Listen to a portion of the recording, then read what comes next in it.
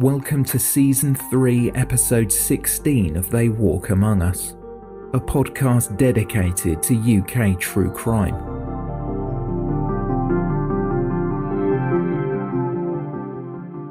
This is part 1 of a 2-part story. Listener caution is advised, as this episode contains adult themes and descriptions that some listeners may find distressing.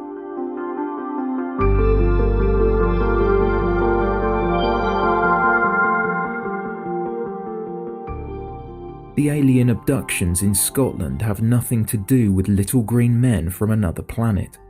In 2009, members of one of Scotland's most dangerous crime gangs began kidnapping their rivals at gunpoint. Taken from their homes, the victims were robbed of their possessions, which often included drugs, cash, and firearms. Hoods were placed over their heads and they were driven to a disused building. This alien abduction gang, posing as armed police, tortured their captives with implements that included power tools, blowtorches, and syringes. After suffering a severe beating, along with both physical and mental torture, the victims were then set free. Naked and wandering the streets, they often couldn't recall what had just happened to them. It was either too harrowing or they feared reprisal. The attacks were carried out to control the drugs trade in Scotland by scaring rival drug dealers out of operation or to steal their drugs, cash and guns. An arrest for one of the kidnappings would bring down one of the most sophisticated organised crime gangs Scotland had ever seen.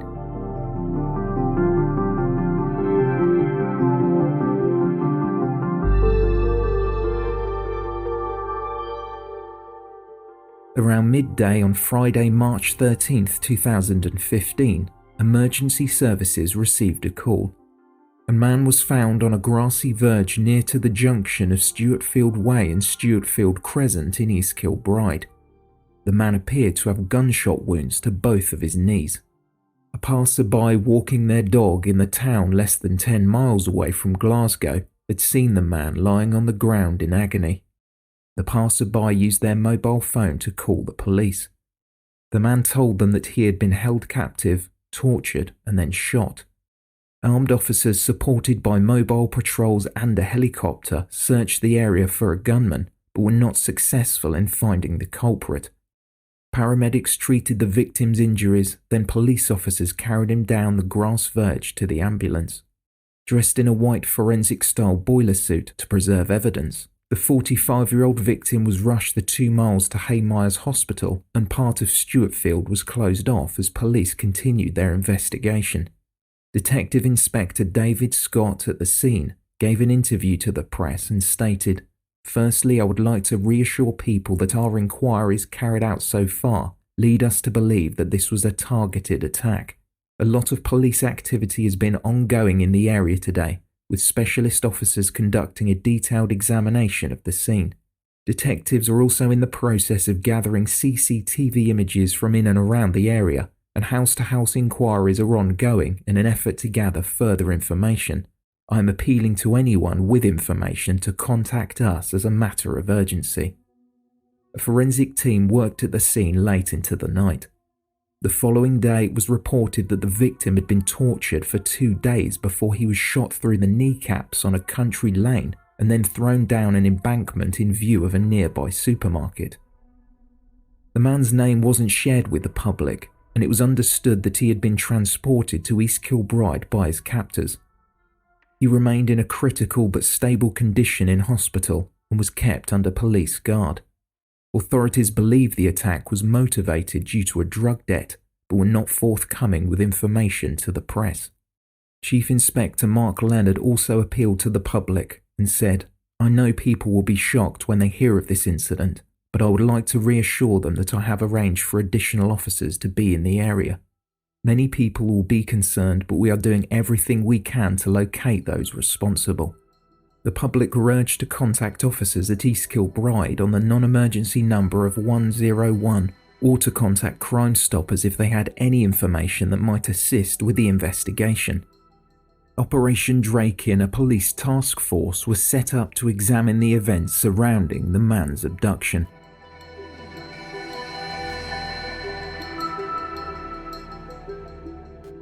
following month, 2 men from Glasgow were kidnapped at gunpoint. 1 man was almost killed. Police believe both incidents were connected. A third abduction from an address close to the first happened on November 24th. Masked men barged their way into the property and took the owner hostage before dumping him in Falkirk, over 30 miles away. Days turned to weeks and weeks turned to months, but despite a number of appeals, no one came forward to identify the people involved in the abductions. More details regarding the background of the man found in East Kilbride were released. He was identified as Robert Allen. 3 men forced their way into his home in Barnsley on March 11th, around 7:30 p.m. He was then driven 250 miles to Scotland during the early morning of March 12th. Robert Allen's injuries were so severe it was believed he would never walk unaided again.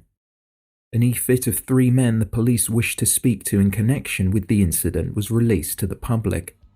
Detective Chief Inspector Gary Boyd, who was now leading Operation Draken, stated, "We believe that a number of men were involved in this violent attack and we're keen for the public's help. We are issuing e-fits of 3 individuals who we wish to trace who may have critical information that could help with our inquiries. Do you recognise these individuals? Can you give us names of these people? If you can, please call us. To make it clear, we do believe that this attack was targeted and was not a random assault." The first man was described as between 5'10" to 5'11" tall, with a medium build in his mid to late 30s. The second was slightly older than the first, around 6 foot tall, and had a muscular build. The third had fair hair, a slim build, was 5'11" to 6 foot tall, and in his late 30s. All the men spoke with Scottish accents. Detectives from Scotland's major investigation team confirmed that they had pieced together the victims' movements over the last 2 days before the attack and created a timeline of events. In his statement, Detective Chief Inspector Gary Boyd went on to say, "The people who carried out this abduction and shooting are merciless and have absolutely no regard for public safety. They have access to firearms as evidenced by this incident and have no hesitation in carrying out extreme violence. They are dangerous individuals and must be caught." Images of a grey transit van believed to have transported the victim, along with his BMW estate car with a distinctive red interior, were released. Once the culprits stole the BMW from the victim's accommodation in Dodsworth, Barnsley, they drove it to Scotland, but the vehicle had not been recovered. It was reported that Robert Allen had been released from hospital under police protection. It was alleged that he'd stolen multiple shipments of cocaine from his captors and owed them money in a drug debt, so the violence inflicted on him was to warn others that stealing from them would not be tolerated. Robert Allen had been pursued by the gang for 2 years, and during his prolonged abduction, he was punched in the head and body, pistol whipped, and the gun, a Beretta 9000 fitted with a silencer, was repeatedly pointed at him to coerce him to comply. Allen was then punched in the face by a fist wrapped in a metal chain, which broke his cheek. A 14-pound sledgehammer was used to break one of his legs. He was then forced to wash in bleach, and during further beatings a bone was broken in his back. Bruises and lacerations marked his body. On December 16, 2015, police broke down the front door of a property in East Kilbride, and a 48-year-old man was arrested and taken into custody in connection with Operation Draken. He wasn't believed to be one of the 3 men depicted in the e-fits, but he was brought before Hamilton Sheriff Court on December 21st and charged under Scottish law with abduction and assault to the danger of life. He was identified as David Sell, who made no plea or declaration. He was remanded in custody pending additional hearings. The following year, a trial was scheduled to take place in October, but after the defence submitted a list of witnesses late, the trial was adjourned to March 2017. The witnesses supported the defendant's claims that he wasn't involved, but again further delays were seen when the defence counsel was unavailable for trial. It would be nearly 3 years after the abduction that David Sell would learn his fate. but he wouldn't be the only one brought before the judge.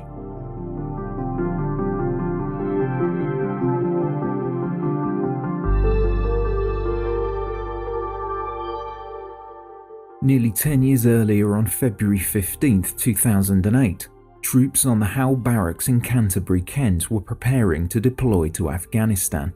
They were taken by surprise when the police raided their quarters.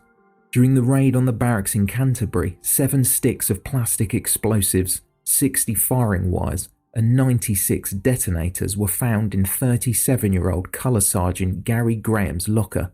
A green zip-up bag was also found, which contained smoke grenades and blank ammunition, along with a metal container which housed further detonators.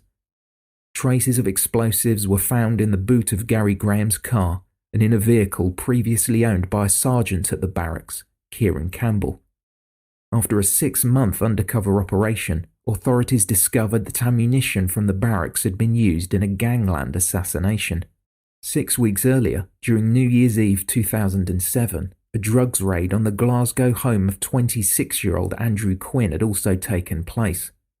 Police found 1,500 rounds of rifle, machine gun and pistol ammunition, along with 3 parachute flares and 9 smoke grenades in a black suitcase. An identity card from a 27-year-old Lance Corporal Martin Fitzsimmons was also found, along with 2 kilograms of heroin, scales, and bags of diamorphine.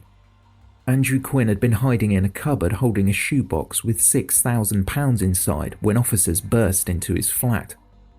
Quinn was dishonourably discharged from the army in 2002 after failing a drugs test when ecstasy was found in his system.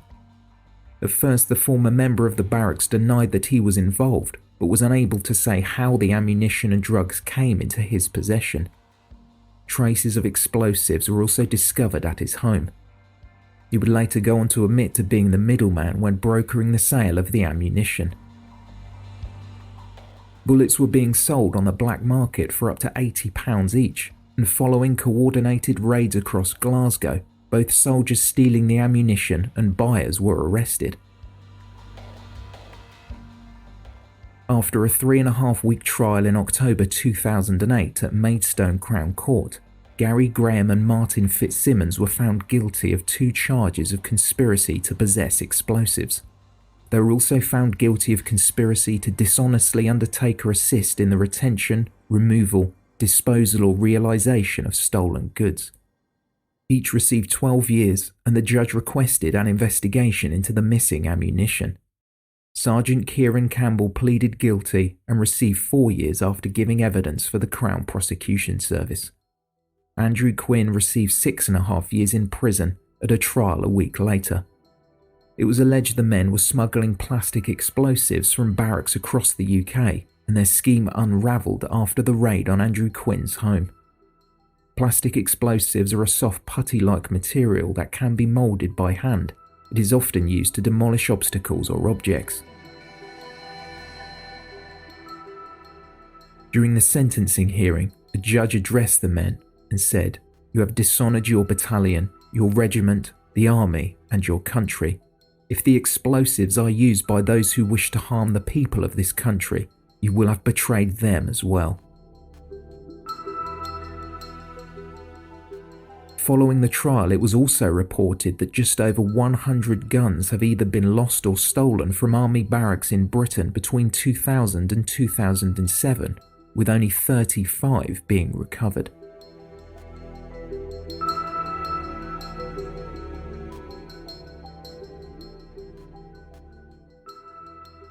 Despite several brushes with the law on drink-related charges, Martin Fitzsimmons had served in Bosnia and alongside the SAS in 2005. Fitzy, as he was known, was trained in the use of high-tech surveillance equipment. He was described by a fellow serviceman as a great soldier who thrived on the front line but couldn't face life on the barracks. Fitzsimmons was paroled during April 2015, but again appeared before a judge later that year. He had begun correspondence with his cousin during 2010 while he was in prison, and slowly became infatuated with her. The woman who wished to remain nameless received letters which suggested she had better not be in a romantic relationship when Martin Fitzsimmons was released from prison. Martin declared his love for his cousin, insisting he wanted to father her baby and would put a bullet in the back of the head of any other man she had been with. He also threatened to set them on fire. After his fingerprints were found on the letters, he pleaded guilty to engaging in a course of conduct which caused fear or alarm over the period of 19 months. The woman never responded to the correspondence and instead took them directly to the police. Martin Fitzsimmons was sentenced to 300 hours of community service and a 6-month night curfew. A fellow soldier told the press, "Everyone knew he was bad news and did their best to keep away from him if they had any sense. He had a real reputation as a bully in the army and used to terrorize any new guys joining the battalion. A lot of people in the army would have been well and truly glad to see the back of him."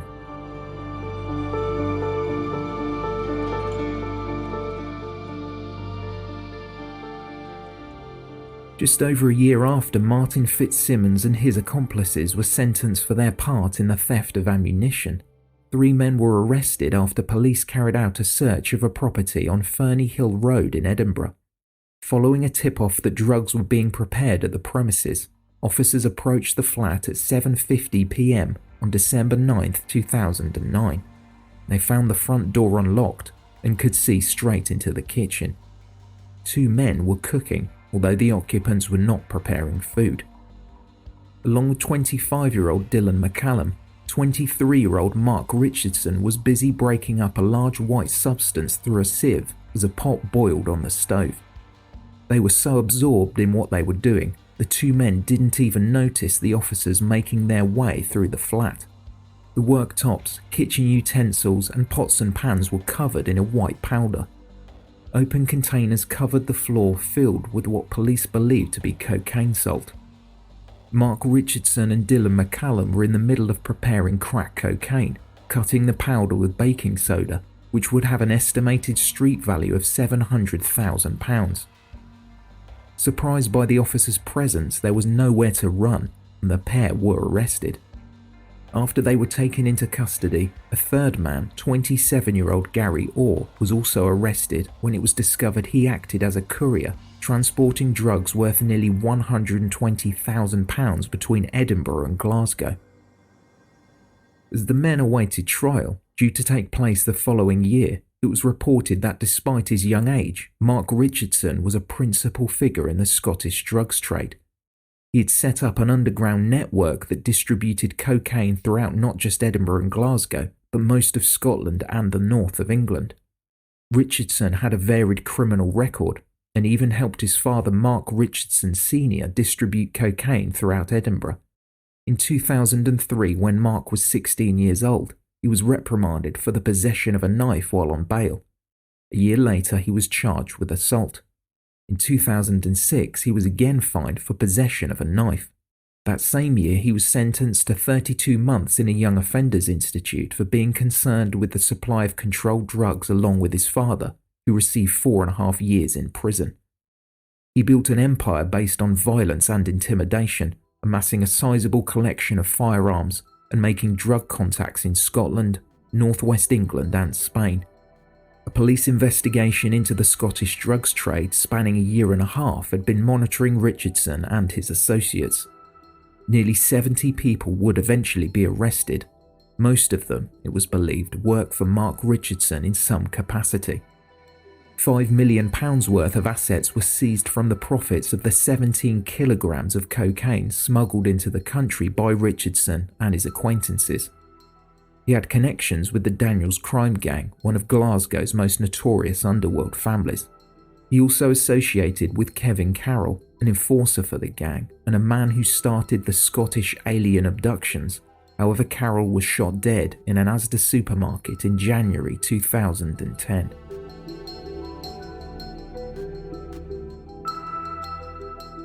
During the trial at Edinburgh High Court in August 2010, Mark Richardson admitted to supplying £700,000 worth of cocaine between April 21st and December 9th, 2009.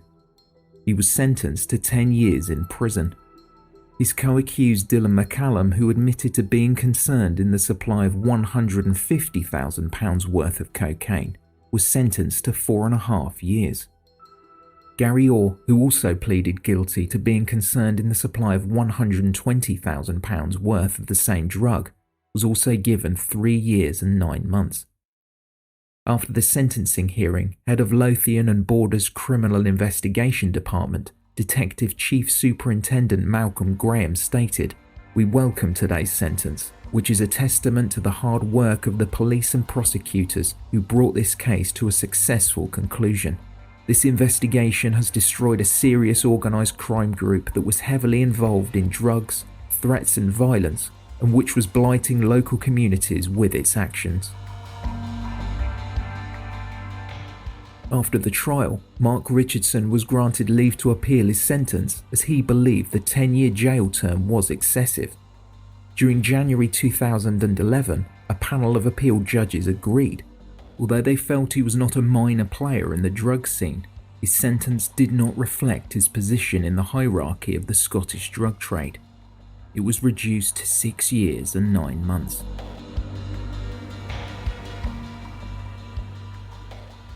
After his release, it wasn't long before Mark Richardson was again wanted by the police on a warrant as part of an organised crime investigation in Edinburgh, as well as a recall to prison order. Towards the end of 2016, he was spotted by police, so a chase ensued and a police helicopter was deployed.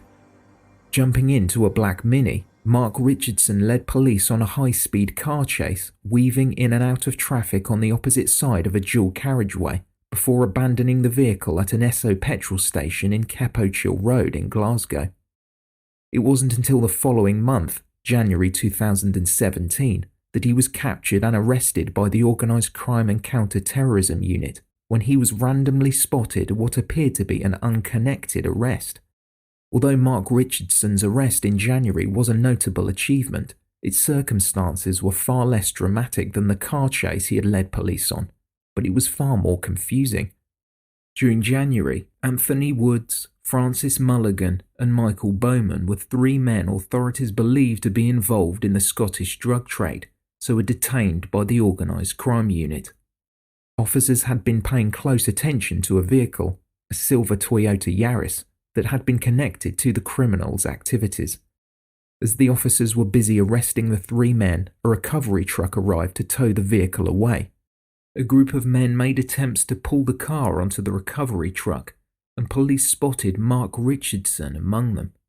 After a brief chase on foot, he was rugby tackled to the ground and the keys to the Toyota Yaris were found in his possession. Officers were asking themselves why Richardson would take the chance of getting arrested for something as simple as a small compact car.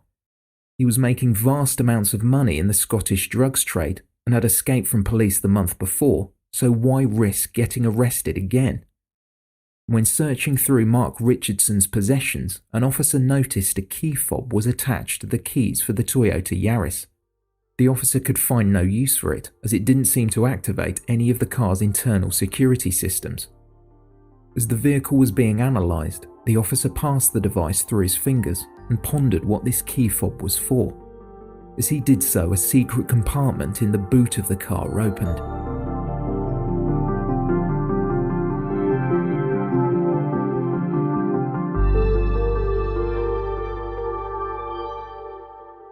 Around 6 a.m. on the morning of September 21, 2016, Robert Kelby was getting his 2 children ready for school at his cottage home in Ratho, Edinburgh.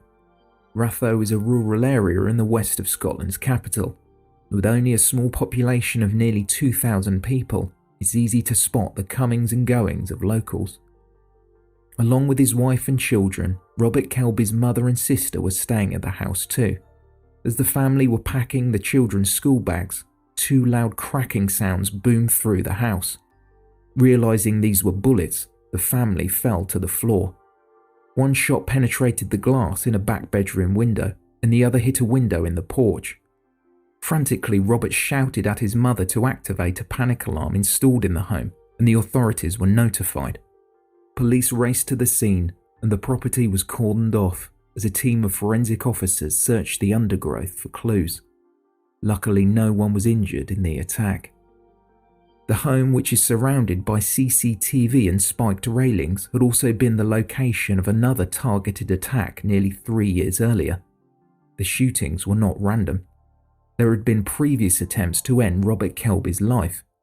He had been shot in the back outside Ballantyne's Health Club in Edinburgh during October 2010, though no one had yet been charged for the attempted murder. It was reported that the attack was allegedly orchestrated by Mark Richardson, who had a long-running feud with Robert Kelby.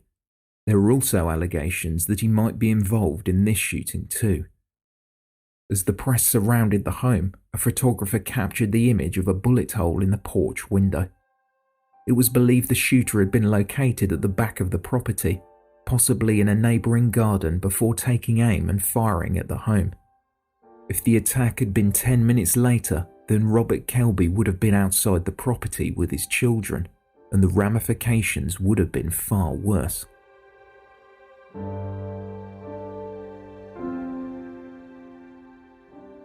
As the investigation to find the shooter continued, details of Robert Kelby's life were relayed in the press. He had been involved in a number of alleged violent incidents, however in all cases he had escaped prosecution.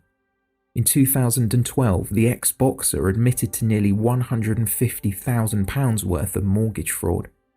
He was later required to pay back almost £35,000 under the Proceeds of Crime Act. In 2014, he was declared bankrupt for failing to pay his council tax. After the shooting, Robert Kelby took his family to Fife, while the investigation continued.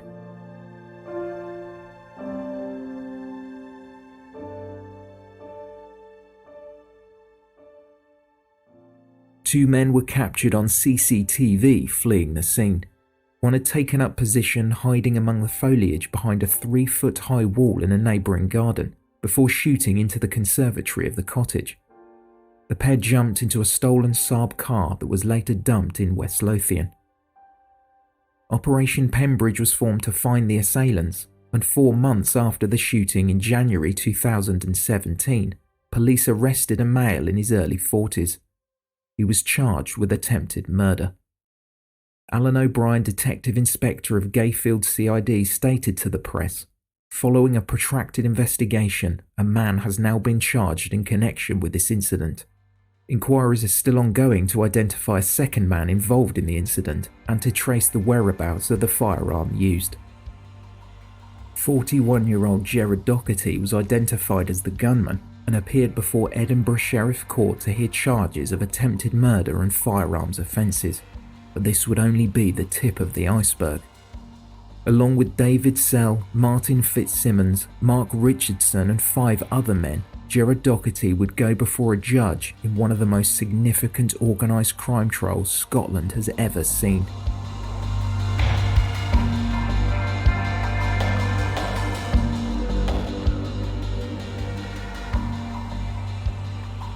This is the end of episode 16. To hear more on the crimes of those involved and the eventual downfall of Scotland's most sophisticated and brutal crime gang, please tune in next time. Thank you for listening, and special thanks to our Patreon supporters. For more information, please visit theywalkamonguspodcast.com.